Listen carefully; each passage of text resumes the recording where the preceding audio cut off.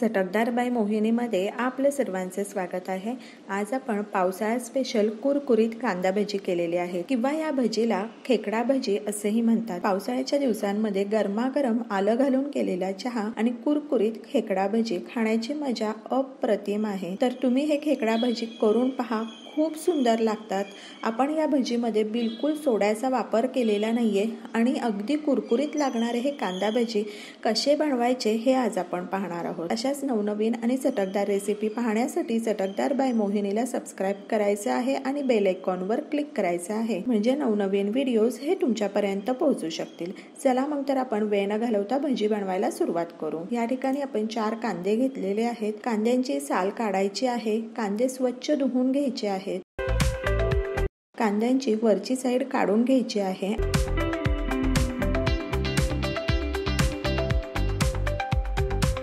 आणि कांदे आपण उभे कापून घेऊ।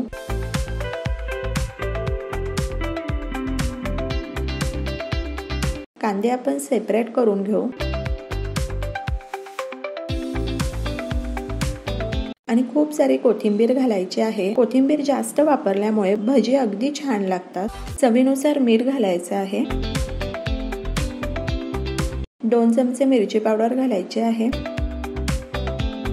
1 चमचा हळद घालूयात। 1 चमचा धना पावडर घालायची आहे। 1 चमचा जिरा पावडर घालूयात आणि 1 चमचा ओवा हातावर चोळून घालायचा आहे। ओवा चोळून घातल्यामुळे ओव्याचा स्वाद हा जास्त वाढतो। 1 चमचा पांढरे तीळ घालूयात आणि हे सर्व छान मिक्स करून घ्यायचं आहे। आणि 2 चमचे बेसन घालायचं आहे आणि व्यवस्थित मिक्स करून घ्यायचं आहे।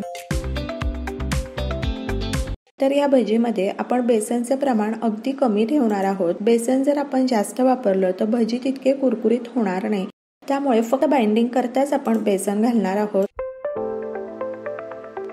आणि 2 चमचे कडकडीत तेल घालायचं आहे। तेल घातल्यामुळे भजी अगदी कुरकुरीत होतात आणि सोडा घालायची बिलकुल आवश्यकता नाहीये। मिक्स करून घेऊ।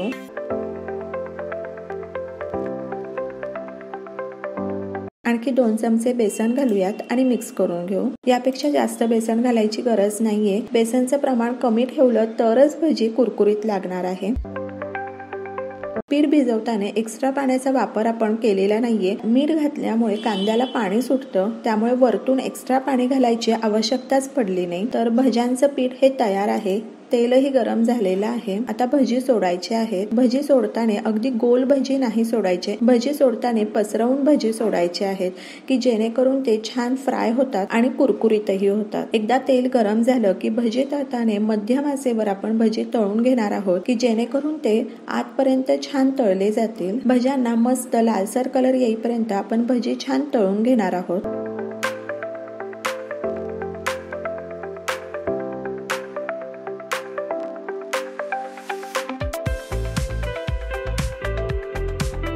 तर ह्या ठिकाणी आपली भज्यांची पहिली बॅच ही तयार आहे। भजी काढून घेऊया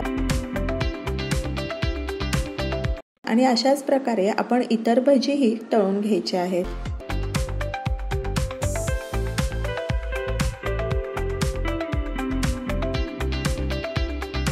भजी तुम्ही कोथिंबीरच्या चटणी बरोबर सर्व करू शकता किंवा टोमॅटो सॉस बरोबर सर्व करू शकता किंवा हे भजी असेच खायलाही खूप सुंदर लागतात। तर ह्या पावसाळ्यामध्ये अशा प्रकारे कुरकुरीत खेकडा भजी तुम्ही करून पहा, खूप सुंदर लागतात। तर अशाच नवनवीन आणि चटकदार रेसिपी पाहण्यासाठी चटकदार बाय मोहिनीला सबस्क्राइब करायचं आहे आणि बेल आयकॉनवर क्लिक करायचं आहे, म्हणजे नवनवीन व्हिडिओज हे तुमच्यापर्यंत पोहोचू शकतील। आणि वेळात वेळ काढून तुम्ही माझी ही रेसिपी पाहिली तर त्यासाठी तुमचे खूप खूप खूप धन्यवाद। पुन्हा भेटूया अशाच एका नवीन रेसिपी बरोबर।